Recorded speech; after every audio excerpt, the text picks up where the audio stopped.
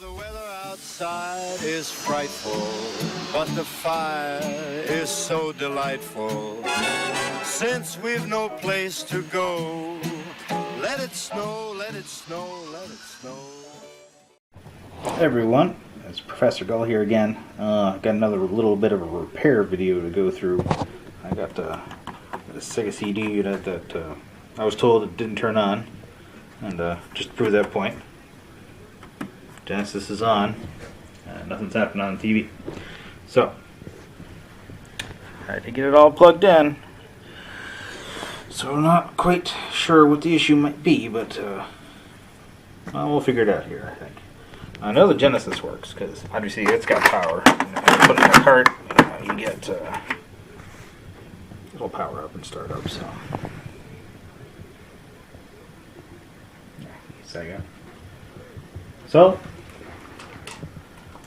it's definitely not the Genesis. So, we're going to give it a good old try and try something else. So, let's figure out what it might be. I did some research and had some people volunteer some ideas what it might be. The fuse seems to be most likely. So, let's get to the repair part.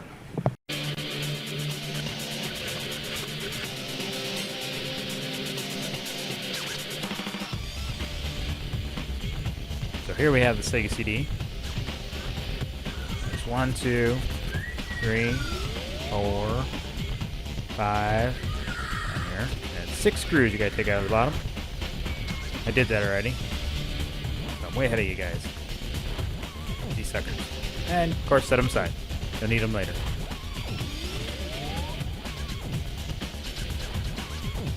Other things you're gonna need.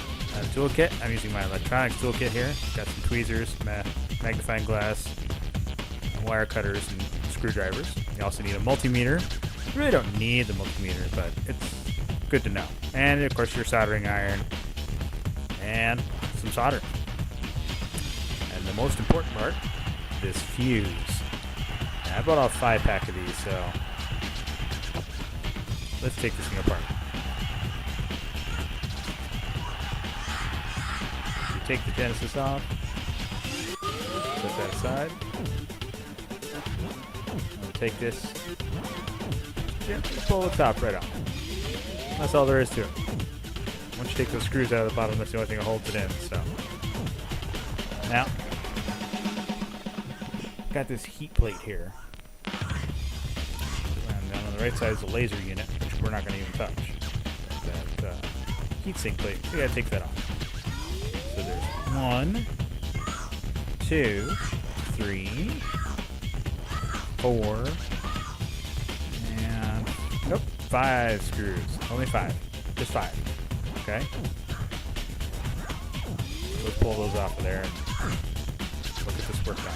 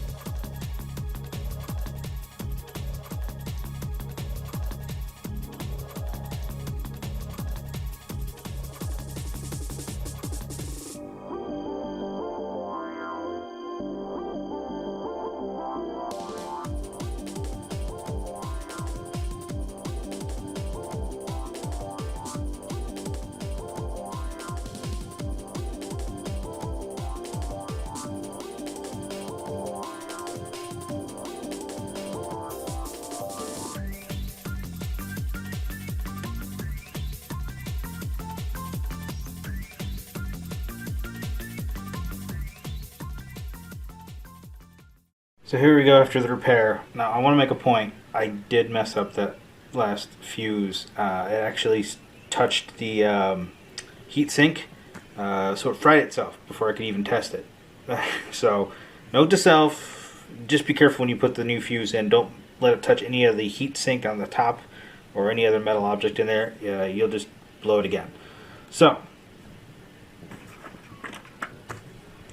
let's go through this again. We got the Genesis working, alright? Yeah, who cares about the Genesis part? Well, we want to know, just want to prove that the sound's working too. We want to know if that Sega CD works, right? Well, that obviously works, but we knew that worked before. So let's take the card out, okay? I'm just going to leave it in there. And then let's power it on.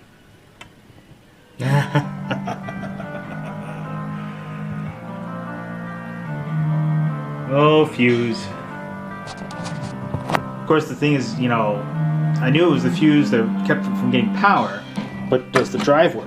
Alright, well, obviously it recognizes the CD door being open. We have a new game here. See, it says new. It says Sophie. New! We'll give that a shot and see if we can get that in there. Get it going, huh? Now it's hard to see through the window. That window is really small and it's kind of dark. Well, let's see what this says. It says press the start button. Well, hell yeah, I'll press the start button. Sega.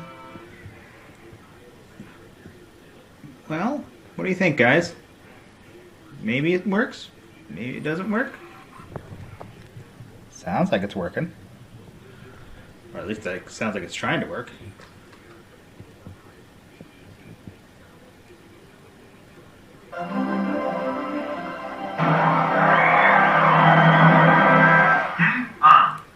Oh yeah.